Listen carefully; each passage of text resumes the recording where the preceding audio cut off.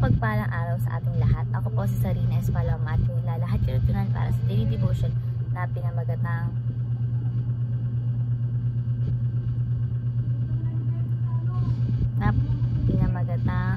perfection. So last topic and last series po ng All for the Glory of God. So yung scripture po natin ngayon is Revelation chapter 21 verses 1 to 5. And sinasabi nito na, "Then I saw a new heaven and a new earth, for the first heaven and the first earth has passed away, and there was no longer any sea. I saw the holy city, the new Jerusalem, coming down out of heaven from God, prepared as a bride beautifully dressed for her husband. And I heard a loud voice from the throne saying, 'Look, God's dwelling place now among the people, and He will dwell with them. They will be His people, and God Himself will be with them and be their God. He will wipe every tear from their eyes. There will be no more death, or mourning, or crying, or pain, for the old order of things has passed away.' He who has seated on the throne said, 'I am making everything new.' Then He said, 'Write his down, for these words are trustworthy and true.'" So, sa Tagalog, "At nakita ko ang isang bagong langit at ang bagong lupa, sapagkat ang unang langit at ang unang lupa ay lumipas na. Ang dagat ay wala na. At akong si Juan, nakita ko ang banal na lungsod, ang bagong Jerusalem, na bumababang mula sa Diyos, sa buhay ng langit. Ito ay hinanda na katulad ng isang babaeng ikakasal na, inayakan para sa kanyang maging asawa. Narinig ko ang isang malakas na tinig na mula sa langit. Sinabi ito, narito ang tabernakulo ng Diyos ay nasa tao. Siya ay maanahong kasama nila, sila ay magiging mga tao niya, kanilang Diyos mismo ang sumakanila at siya ang kanilang magiging Diyos. Pupunasan ng Diyos ang bawat luha sa kanilang mga mata.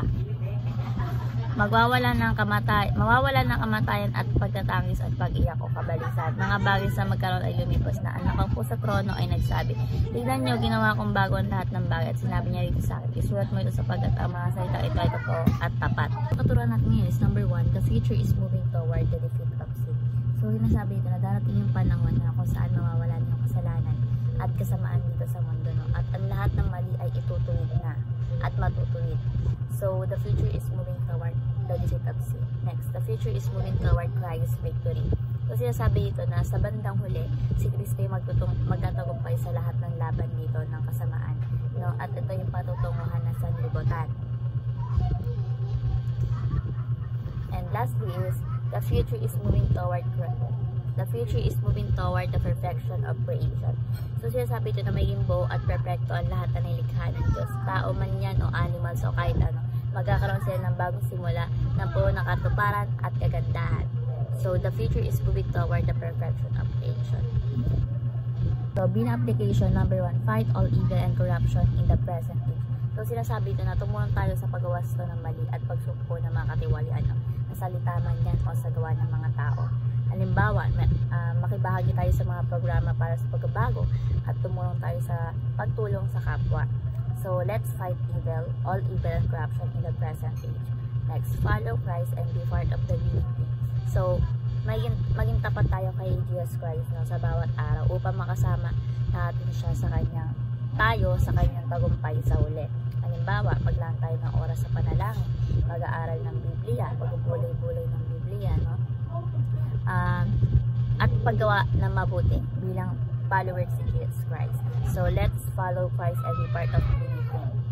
And lastly is focus on the hope of restoration in the future. So palatilihin natin yung pag-asa ng lahat ng bagay ay maging mabuti sa uli at gamitin natin ito bilang inspirasyon sa paggawa ng mabuti ngayon. Ngayon pala, isimulan natin gumawa ng mabuti, hindi bukas, hindi makalawa, kundi ngayon po, no? Halimbawa, magtiwala tayo sa kabila ng kahirapan, gawin natin yung bahagi na ikakabuti para sa iba at sa kalikasan. Then, hindi lang sa sarili natin, kundi sa nasakupan natin, kundi sa saan tayo hinirahan. So, let's focus on the hope of restoration in the future. So, ayun lang po yung aking tulad sa daily devotion. Maraming matuwan kayo, ma-share sa iba, share sa ating po. Thank you po sa pakikinig at God bless po sa ating.